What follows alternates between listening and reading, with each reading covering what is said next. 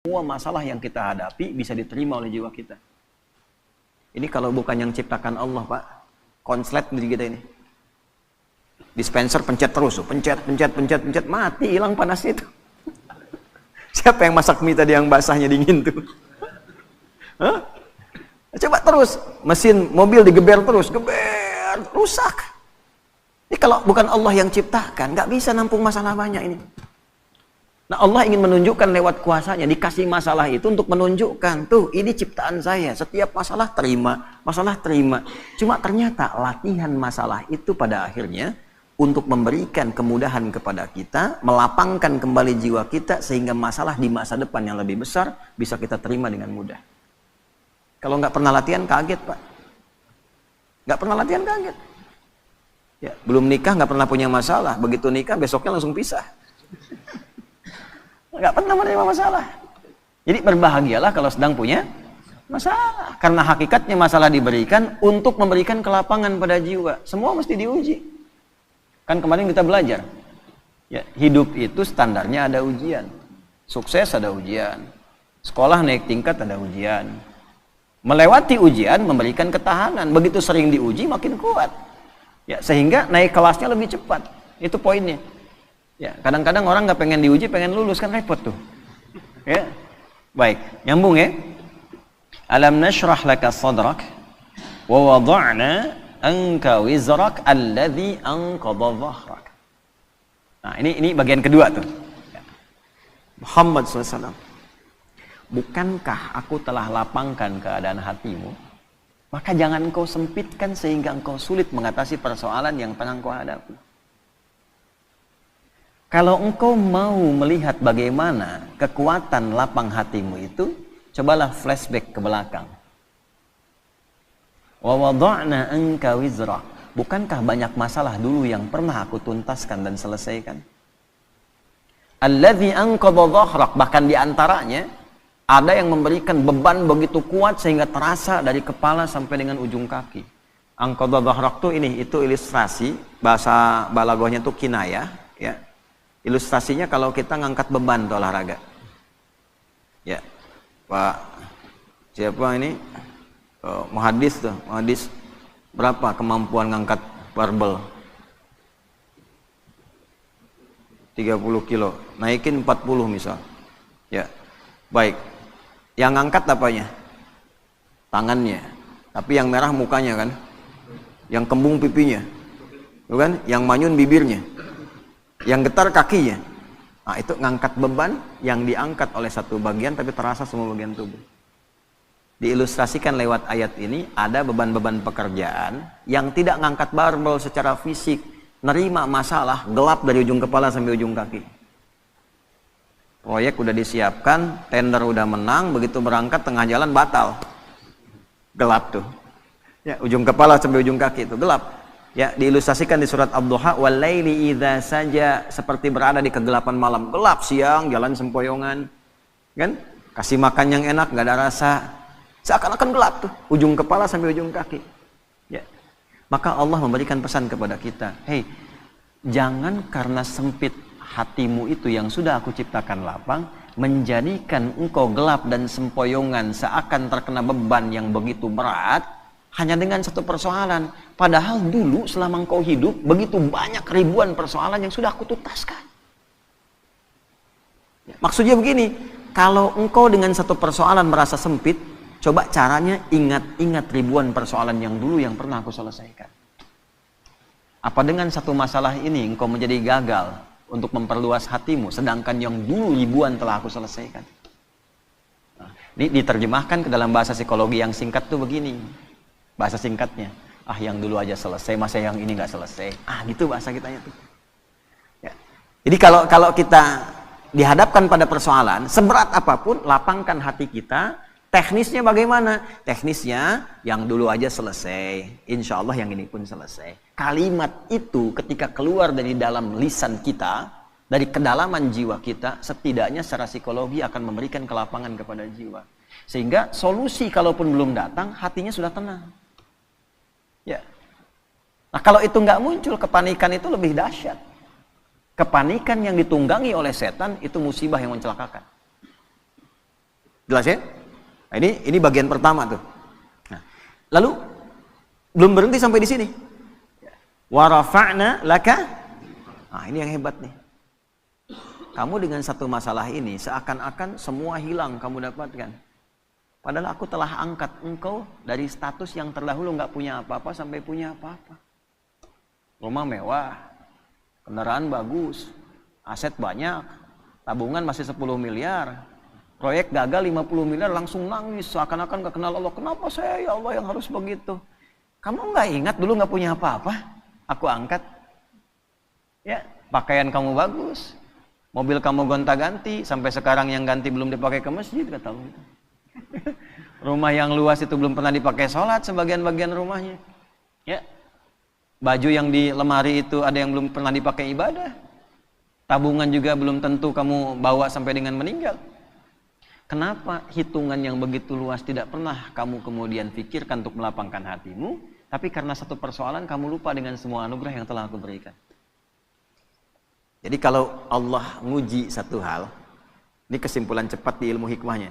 Allah menguji satu hal yang kita lihat sebagai sesuatu yang gagal, itu tandanya kita diminta mengingat dengan syukur pada sesuatu yang telah kita dapatkan sebelumnya. Kalau mampu mendapatkan itu, maka itu modal awal untuk melipatkan anugerah yang sekarang kita anggap gagal. Gampangnya gini nih, ada proyek nih, ya. Nilainya misalnya 1 miliar. Udah proses bagus, tiba-tiba di tengah-tengah gagal. Padahal tendernya dapat, kemudian juga penawarannya bagus, disetujui. Begitu kita mau dapatkan, gagal. Maka ayat ini mengajarkan, jangan cepat simpulkan yang salah dulu. Lapangkan hatimu, syukuri dulu, flashback pada yang telah Allah berikan sebelumnya. Nikmati semua itu sehingga merasakan ketenangan pada jiwamu. Begitu ketenangan ada, syukur mengingat yang dulu itu kita hadirkan, maka Allah lipat gandakan dengan datangnya proyek baru yang nilainya lebih dari apa yang pernah kita dapati itu. Diakumulasikan. Itu yang dimaksud la in syakartum la azidannakum. Makanya kalau kita dihadapkan pada sesuatu yang kita rasakan nggak dapat, syukuri dulu yang ada. Begitu bersyukur Allah tambahkan dengan apa yang belum kita dapatkan. Tapi kadang kitanya nggak sadar. Maaf kita, bukan kita. Kadang orangnya nggak sadar gitu. Kadang orangnya nggak sadar. Tiba-tiba dapat proyek baru, udah nuduh ke Allah, Allah jawab kemudian doanya dikasih, masih juga marah sama Allah. Ya. Padahal dilipat gandakan. Nah itu adab. Lanjut. Wa rafa'na laka dzikrak. Ini kita ngajinya al-ibratu bi umumil lafzi ya, la bi khususis sababi. Kalau sebabnya khusus ke Rasulullah. Ya Muhammad SAW, aku angkat namamu, aku naikkan statusmu, ya, aku lindungi engkau dengan perlindunganku, aku berikan limpahan harta kepadamu. Jangan sampai celaan dari orang-orang ini membuat engkau kemudian menjadi pesimis, ya, tidak semangat dalam berdakwah, sementara engkau lupa dengan anugerah yang telah aku berikan kepadamu yang sangat melimpah. Ya, jelas ya? Nah, ini ayat move on dari persoalan. Ya, Faiz lamaran misalnya, tiba-tiba tenda sudah siap, gitu kan? Mahar sudah siap, undangan sudah siap, calon belum siap. Tengah-tengah misalnya kena tipes tuh calon. Ya, yang perhatian orang lain, Faiz lagi tugas, kena sama orang misalnya, tengah-tengah. Ya, move on. Move on. Wa rafa'na laka dzikrak. Aku telah angkat engkau dengan status yang lain. Ibumu ada, saudarimu ada, kerabatmu ada. Apakah tidak ada calon yang lain yang kau bisa dapatkan? Cari. Begitu kemudian kita syukuri dengan nikmat itu, Allah datangkan dengan kualifikasi yang lebih baik. Ya minimal sebelum kiamat kurang 2 hari lah ya. Nikah tuh.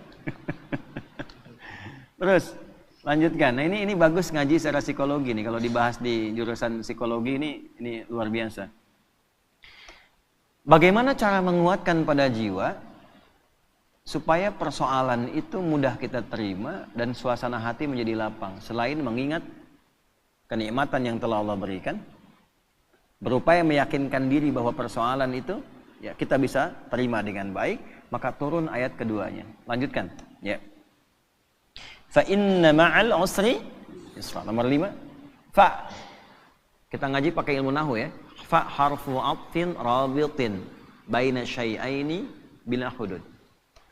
huruf perangkai, dua peristiwa. Jadi ada peristiwa pertama, peristiwa kedua, peristiwa 1 dan 2 disambungkan tanpa jeda. Nyambung.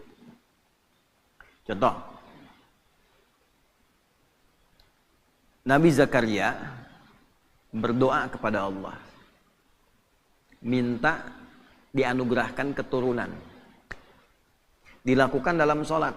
Surah Ali Imran di ayat 38. Hunalika da'a Zakaria rabbah qala rabbi habli min ladunka dzurriyyatan thayyibah innaka sami'un du'a. Itu masih berdiri doanya.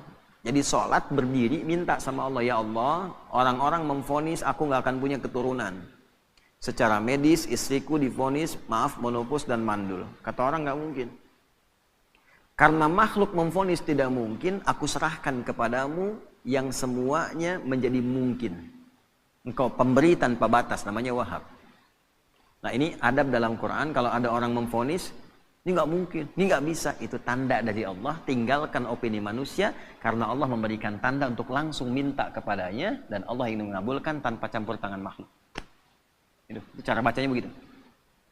Begitu selesai kemudian berdoa, belum selesai sholatnya. Jadi baru klak doanya selesai, pakai fa ayat 39-nya di Quran surah 3. Fanadathul malaikatu wa huwa qa'imun yusalli fil mihrab annallaha yubashshiruka bi Yahya. Malaikat langsung turun seketika doa selesai, malaikat turun langsung mengabari.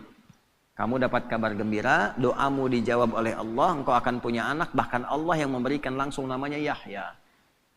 Ya, artinya hidup. Kata orang mustahil, dari rahim seorang perempuan yang divonis monopause dan mandul, lahir bayi yang hidup. Kata Allah tidak ada yang mustahil, jadi dan hidup dia. Namanya Yahya. Nah, jelas? Terjadinya kapan? Qaimun yusalli fil mihrab, masih berdiri dalam sholat, belum selesai sholatnya. Jadi antara doa dengan jawaban pakai fa, artinya cepat tanpa jeda. Terapkan metode ini, pemahaman ini kepada ayat dimaksud, ayat yang kelima. Fa inna ma'al usri. Kalau sedang punya masalah, sedang dialami, ingin melapangkan hati, cepat, jangan pakai jeda. Inna ma'al usri yusra. Seringkali kita baca terjemah, tapi tidak dialihkan ke bahasa psikologi. Sungguh, di dalam kesulitan itu ada bahasa gampangnya begini, pasti selesai. Gitu. Ya, setiap masalah ada solusinya, bahasa gampangnya pasti selesai. Kalau Anda menghadapi masalah, apapun itu, seberat apapun, cepat katakan, jangan pakai jeda. Pasti selesai. Nggak ada yang nggak ada solusinya. Insya Allah selesai. Katakan dulu. Ya. Bahkan nanti banyak ditemukan di Quran itu pakai kul, katakan. Jadi kalau hati kita masih ragu, belum keluar, keluarkan dengan lisan, katakan dengan lisan. Pasti selesai. Pasti bisa. Saya bisa. Ya. Itu kita punya ayatnya. Yang praktekkan orang Jepang, orang Korea. Dulu tahun 96-97 itu ada acara di TPI, ya Benteng Takeshi namanya, ya Benteng Takeshi itu yang pakai tank tembak-tembakan itu. Begitu mau menaklukkan bentengnya itu, kan langsung itu pemandunya mengatakan, kamu bisa, kamu bisa, kamu bisa. Dipakai itu tuh. Ya. Lalu Korea melihat anak-anak TK di Korea itu disandingkan dengan kemajuan Jepang. Dibawa ke suasana penjajahannya, dibawa di dunia edukasi, diambil di dunia positif. Jadi begitu masuk, sebelum masuk kelas, harus mengalahkan Jepang. Kita bisa, kita bisa. Akhirnya sampai sekarang terjadi. Ya, Jepang bikin Honda, ya Korea bikin Hyundai. Hyundai bacanya Hyundai. Kemudian sana masuk Piala Dunia, ini pun mesti masuk Piala Dunia. Sekarang kita impor pelatihnya gitu kan. Maju sekarang. Itu cuma satu kalimat, cuma satu ayat di Quran. Inna ma'al usri. Pasti bisa. Coba bawa tuh di dunia olahraga, pasti bisa. Ya. Kalau bawa atlet ini bisa, nggak ada yang nggak bisa. Bisa. Nah katakan itu. Waduh, tapi ini mah lawannya. Katakan, tidak ada yang tidak mungkin. Bisa. Bisa aja dulu gitu. Perkara nanti melawannya bagaimana, itu ikhtiar. Bisa aja dulu. Ya. Lakukan dulu, tugas sempurnakan, misi selesaikan. Ya, yang pertama dilakukan itu tanamkan pada diri kita, ini bisa nih, nggak ada yang nggak bisa. Nah itu seorang muslim begitu. Dan itu digunakan sifat ta'zimun nafsi. Bahasa bebasnya gini, kamu masih nggak yakin dengan saya? Katanya iman. Kau beriman sama saya, tapi ragu dengan ketentuan saya. Berarti kurang sempurna imannya. Ya. Nah, kalau masih ragu, dikuatkan yang kedua. Ini bukan pengulangan, di Quran nggak ada pengulangan. Kaidahnya berbunyi begini. Takkidun limaknan jadid, taksisun limaknan jadid. Jadi kalau ada seperti diulang, itu sebetulnya penguat kepada makna yang baru, beda dengan yang sebelumnya. Contoh di surat Ar-Rahman itu, fabi ayyi ala'i rabbikuma tukadziban. Berapa kali disebutkan itu? Itu bukan diulang, karena fabi ayyi ala yang kedua beda dengan yang pertama. Fabi ayyi ala yang ketiga beda dengan yang kedua dan yang pertama. Itu dahsyatnya Quran. Nanti kalau sudah masuk surat Ar-Rahman itu, ya kita coba bisa bahas dari satu sampai yang terakhir itu. Itu antara satu, kedua, ketiga sampai ke terakhir beda semua. Ya. Nah ini yang kedua, seakan-akan kita menemukannya seperti pengulangan. Satu, fa inna ma'al usri yusra. Dua, inna ma'al usri yusra. Bagaimana menerjemahkannya? Ya, katakan pada dirimu, masalah ini pasti selesai. Tidak ada masalah yang tidak ada solusinya. Kalau kamu belum yakin juga, nah, tegaskan pada jiwamu, pasti selesai. Gitu. Jelas? Tidak. Kalau belum yakin juga, tegaskan pada jiwamu. Innama, pakai taukid lagi. Ya, gini, pakai ilmu alatnya. Alatnya namanya di i'rab. Inna harfu nasbin wa taukidin tansibul isma wa tarfa'ul khabara mabniyun 'alal fathi la mahalla lahu minal i'rabi. Ya, paham? Tidak. Inna harfu nasbin wa taukidin, huruf nasab. Apa itu nasab? Kalau belajarnya di nahwu sampai di harokat saja. Huruf yang menjadikan kalimat itu berharokat fathah. Kalau jamak pakai kasrah. Kalau kita ngajinya pakai balaghah, nasab itu ungkapan menanamkan sesuatu dengan kuat tanpa goyah. Nasabar rajulu asahu fil ardi, seseorang menancapkan tongkat di bumi, di tanah, tidak goyah, kuat. Kalau ada kalimat pakai inna di depannya, artinya tancapkan informasi itu dalam hati, jangan pernah ragu.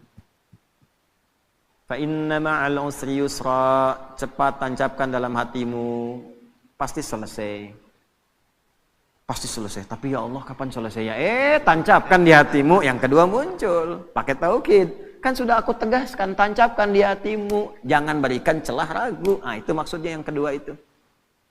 Kadang kan masih ada begitu. Ya, udah berangkat, siap laksanakan. Tapi bagaimana Pak keadaannya? Masih nanya aja berangkat. Nah, kalau kita pakai rumus di depan, pakai na, dibalik lagi.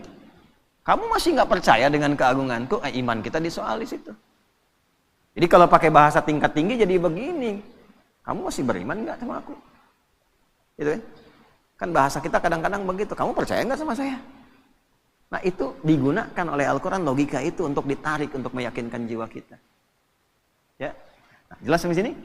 Nah, jadi setiap ada masalah, apapun itu, yang pertama optimis. Ini bisa dilakukan.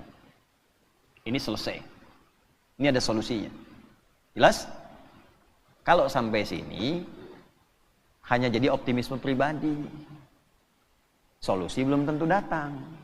Cuman sampai ke ketenangan. Karena itulah Allah sempurnakan ayatnya. Fa'idha faraghta.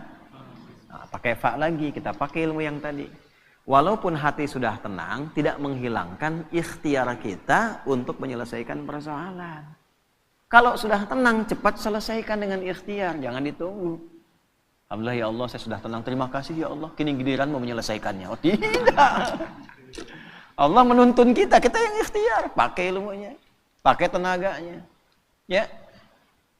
Baik. Lamaran nih. Mus'ab. Oh, udah kemarin ya. Syafiq belum ngomong. Oh. Lamaran. Baru nawarkan ditolak. Sama anaknya kan. Baru ngasih tahu tuh. Tanamkan, pakai ilmunya, ada solusinya. Akan selalu ada jalan keluar. Tenang dulu, ya. Begitu sudah tenang, fa idza faraghta fansab. Atur strategi kata Allah. Faraghta itu ya selesaikan sampai tuntas, sampai plong. Enggak masuk lewat jalan yang ini, bapaknya kan belum tentu juga nolak. Ya. Ilahi lastulil firdausi ahla wala aqwa 'alan naril jahimi fahab li taubatan waghfir dhunubi fa innaka ghafirudz dzambil azimi. Duhai ayah, Gitu kan. Memang aku tidak seideal seperti yang mungkin diharapkan di keluarga ini, bagaikan surga Firdaus yang didambakan. Tapi perasaanku pada putri bapak sangat begitu dalam, sehingga kalaupun terpisah tidak memberikan perhatian seperti berada dalam neraka jahanam. Fahabli taubatan waghfir dzunubi. Aku menyadari aku punya kekurangan, tapi aku akan tunjukkan bisa menutup itu dengan kehadiran putri bapak. Mohon dimaklumi, mohon toleransi. Fa innaka ghafirudz dzambil azimi. Karena saya yakin bapak itu pribadi yang penuh kasih dan perhatian. Jadi itu.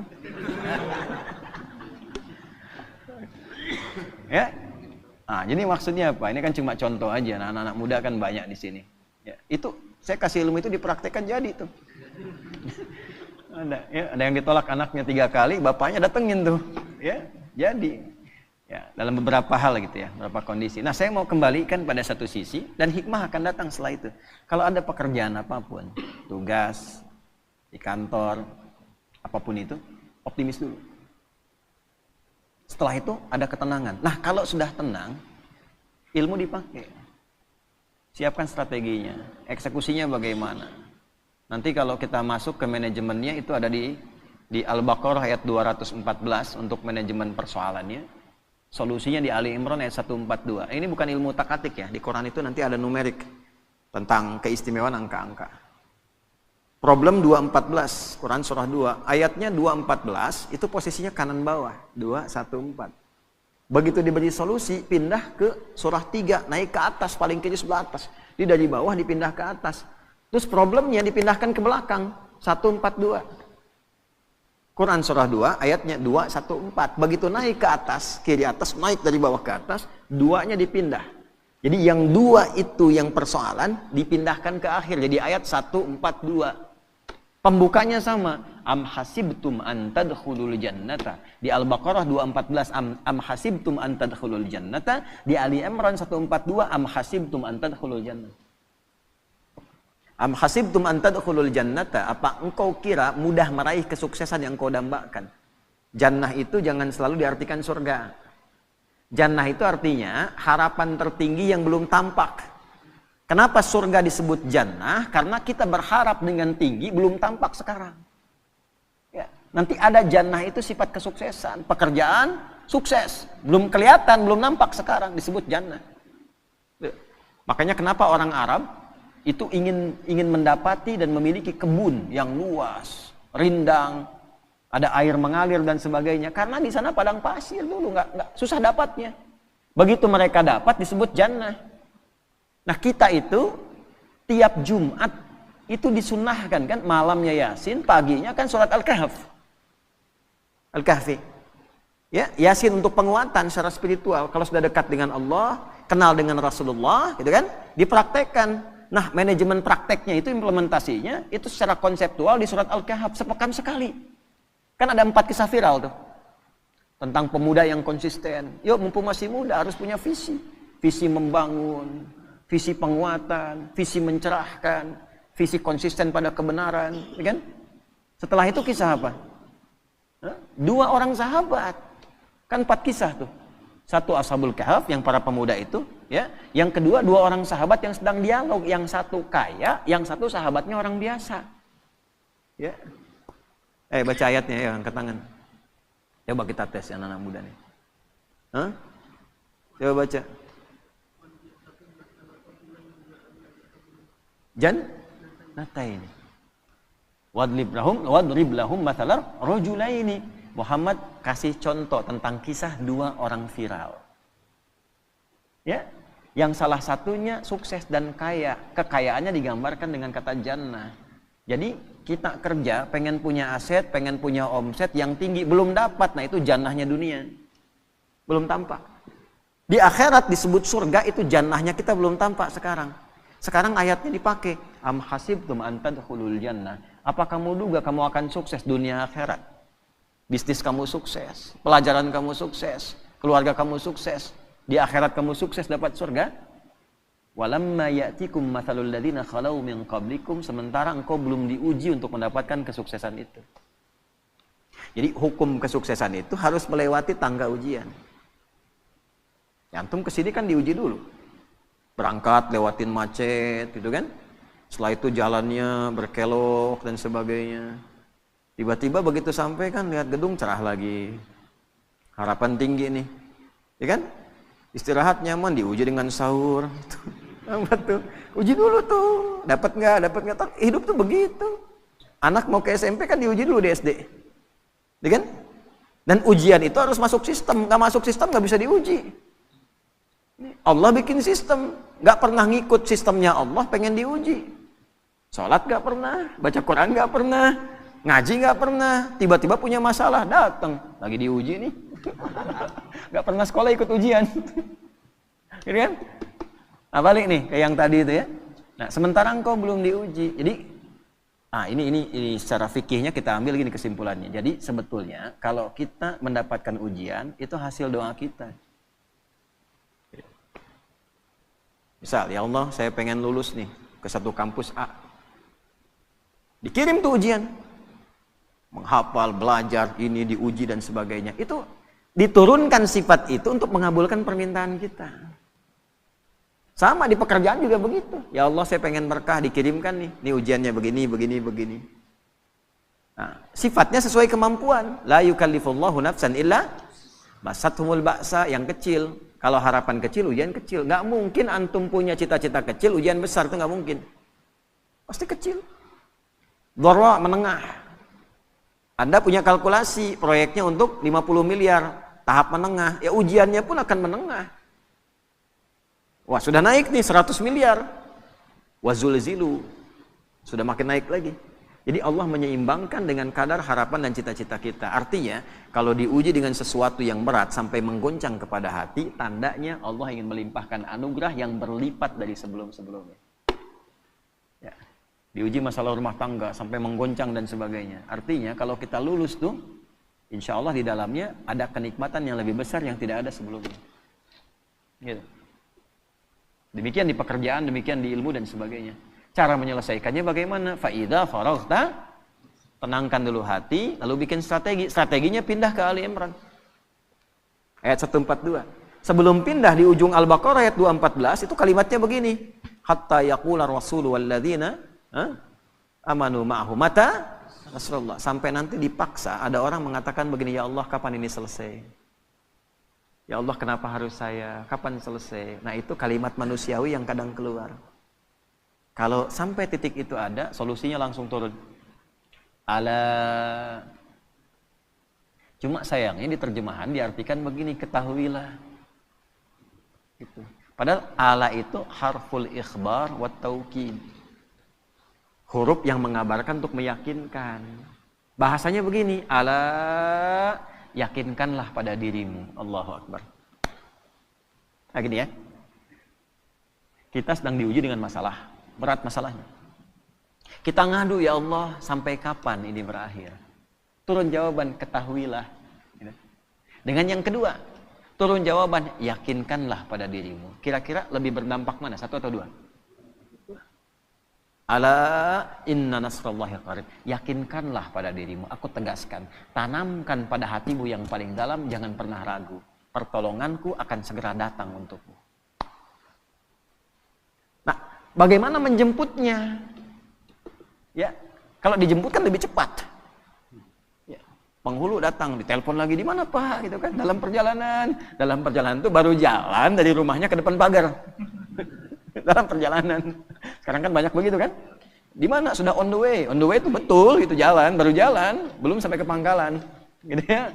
Nah, makanya dipastikan dijemput supaya nggak telat. Cara menjemputnya bagaimana?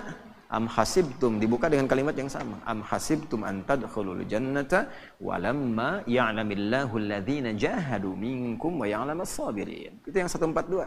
Pindahkan problemnya 2 ke ujung jadi 142. Cara mindahkannya bagaimana? 1, jahadu, turunan kata al-juhdu. Juhdu itu kesungguhan, keseriusan. Jadi kalau pengen sukses, sungguh-sungguh. Ini yang belajar-belajar nih, kalau pengen jadi ulama, serius. Makan serius.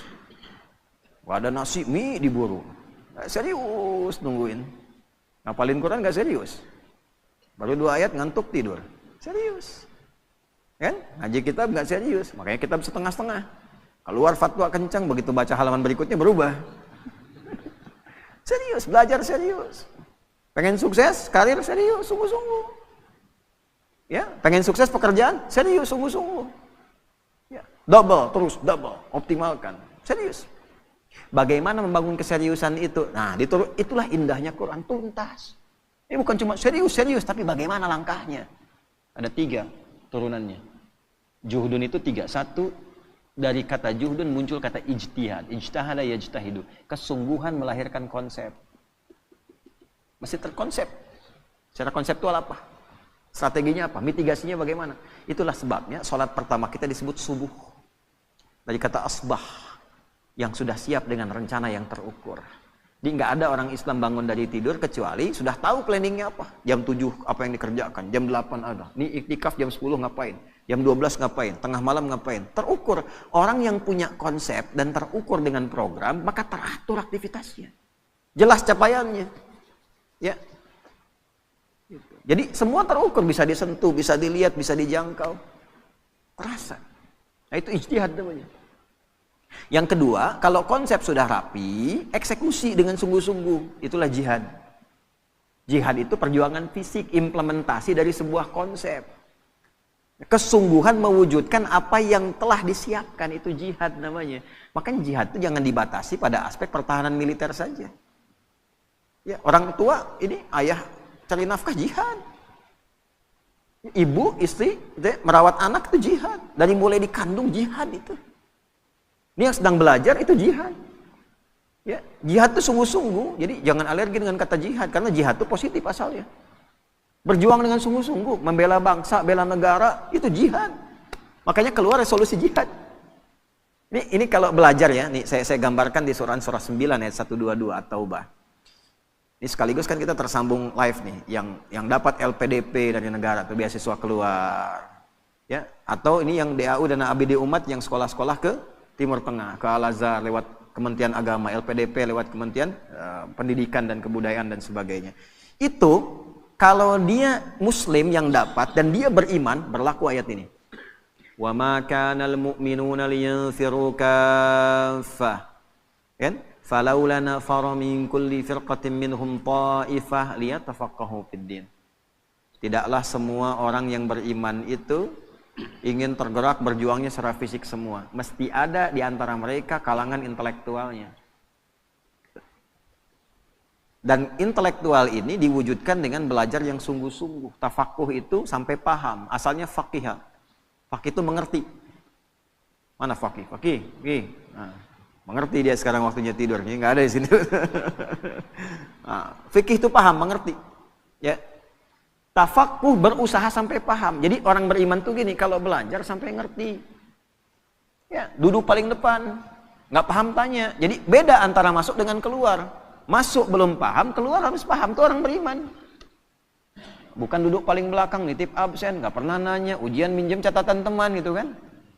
Pinter iya, cuman terbatas sampai ujian. Habis ujian hilang. Gitu. Syahadi wallahi katanya, ajaban laza. Ghariban Indonesia. Jadi orang Afrika datang ke saya bilang, jadi ini Indonesia ini teman saya ajaib nih, bingung saya. Kenapa? Kemarin ujian. Aneh belajar udah 3 bulan nih katanya. Malamnya itu, besok mau ujian, teman saya si Fulan pinjam catatan. Itu begitu keluar, saya 7,5, dia 8 kan. Saya bilang dia belum tahu sistem SKS tuh. Sistem kebut. Oh sekarang ada yang sejam pak. Itu. Nanti satu saat kita belajar bagaimana anugerah Allah kepada kita yang kita syukuri sebagai bagian dari warga negara, bangsa dan masyarakat Indonesia. Orang Indonesia itu luar biasa. Oleh Allah dikasih nikmat yang banyak. Apa aja dari tubuhnya itu selalu istimewa. Saya gambarkan satu lidah aja nih. Kita itu lidah yang paling fleksibel termasuk di dunia. Dipakai bahasa apapun cepat. Silakan Anda lihat ya. Dengan segala hormat ini untuk menunjukkan saja anugerah ya, tahadus bin nikmah. Orang India belajar bahasa Inggris, akan kelihatan cengklok Indianya. Selancar-lancarnya orang India bahasa Inggris, akan tetap kelihatan India. Cina pakai bahasa Arab, akan tetap kelihatan Cinanya. Orang kita. Assalamualaikum. Kaifa halak? Masya Allah, suka bumi. Oh bedunya. Ya, saya tugas 2010. Oh, badan besar begini gitu kan, datang nyalamin para jemaah kita di Sam, bahasa Arab pasti, ternyata Sukabumi. Ya. Yang paling menarik udah disapa, Assalamualaikum Syekh, kaifa haluk? Da abdi mati Tasik. Itu. Lisannya luar biasa. Pakai bahasa Inggris kayak orang Inggris. Kalau sudah nggak kelihatan udah persis nggak tahu ini. Ya, antara Asep dengan John itu tipis bedanya tuh. Ya. Agus dengan Kevin tuh bedanya tipis tuh. Nggak kelihatan orangnya, tapi dipakai bahasa apa aja jadi. Bahasa Cina kayak orang Cina. Dialeknya juga bisa dibedakan. Ini Mandarin, ini Hongkong, ini Guangzhou, macam-macam tuh bisa. Ini bangga itu kita tuh. Nah, cuman maksud saya begini, balik ke ayat.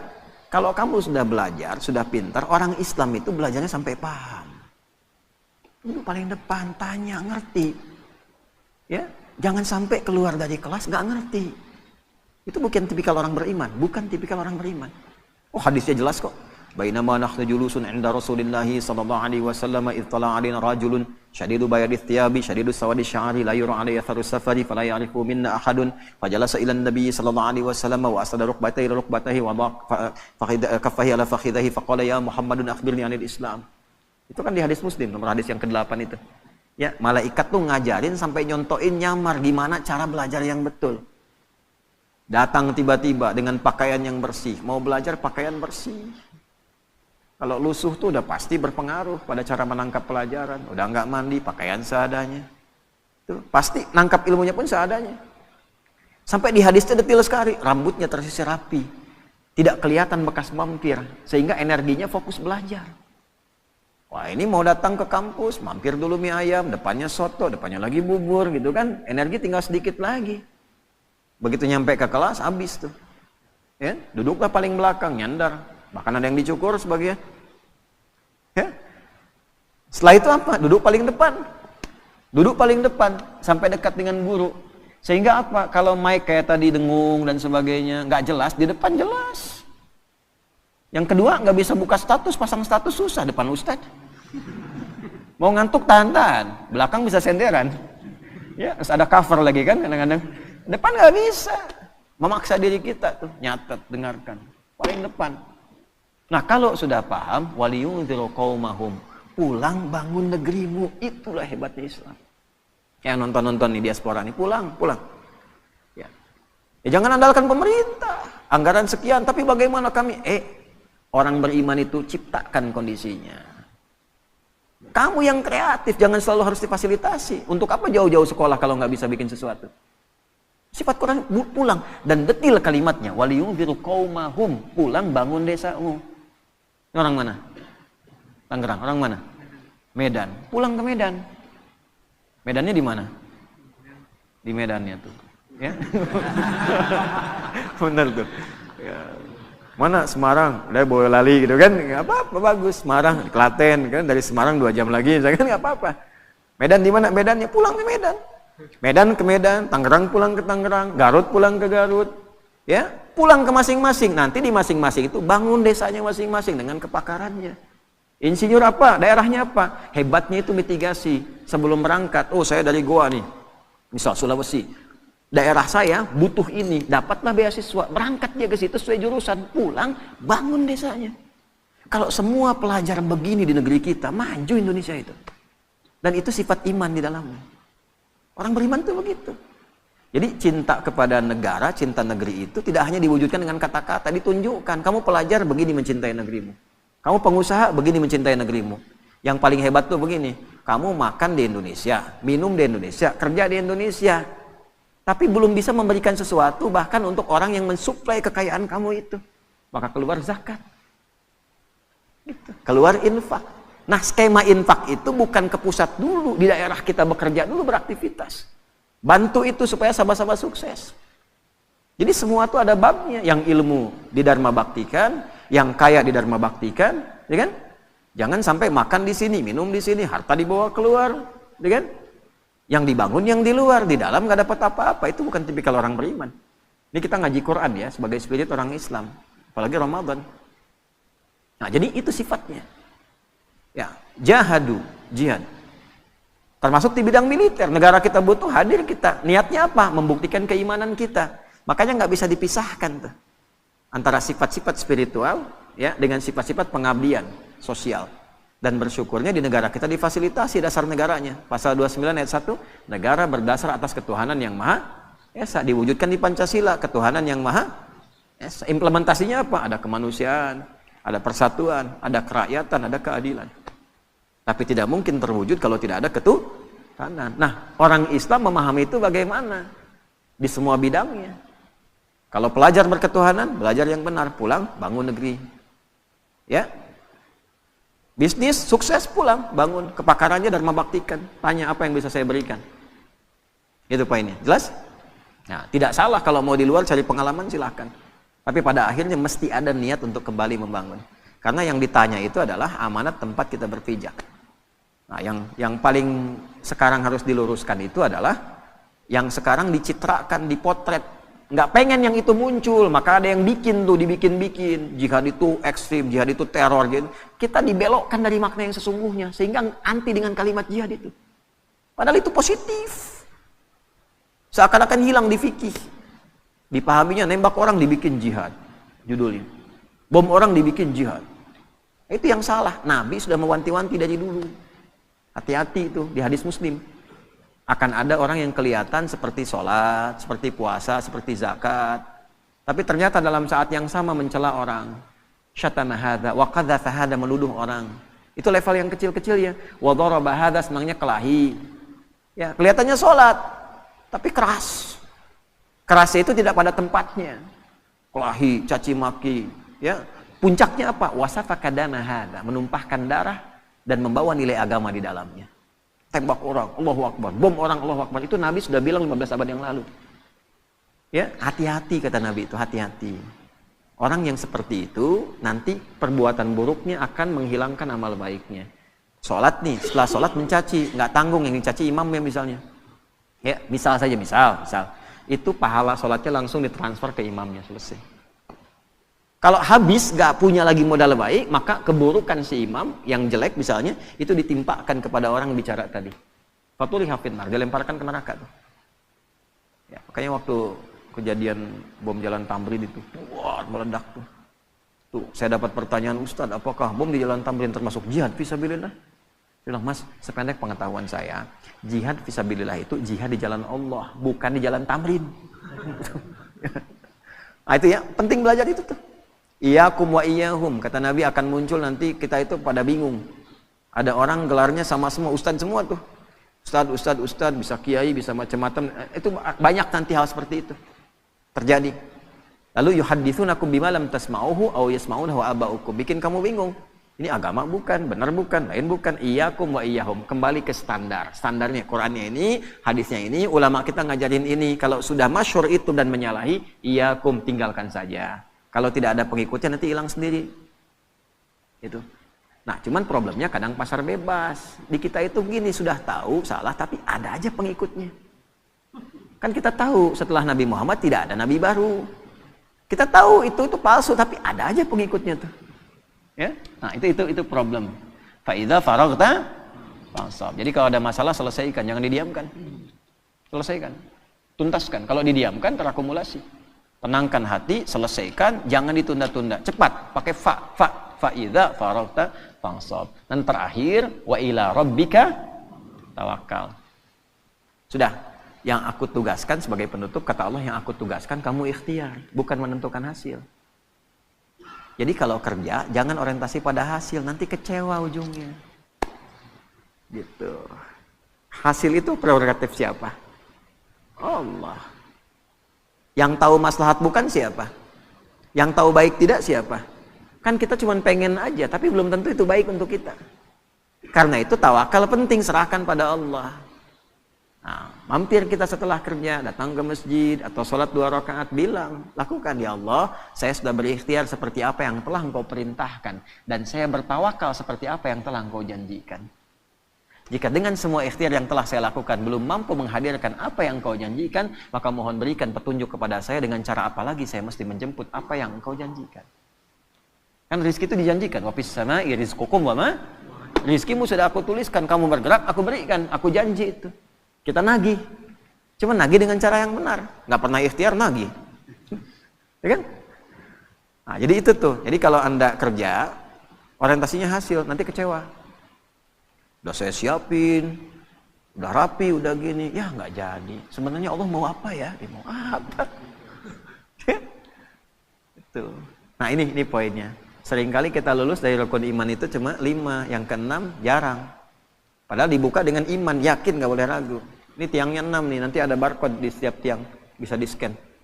Ya, ini 6 nih menggambarkan rukun iman. Jadi kalau ke masjid harus khatam keimanan itu. Di luar menara 5 tingkat rukun Islam, nanti boleh ada tangganya. Di setiap tingkatan itu ada spot untuk istirahat, nanti barcode-nya di-scan. Di situ ada penjelasan. Iman pada Allah, malaikat, kitab, rasul, kiamat, yang terenam qada dan qadar.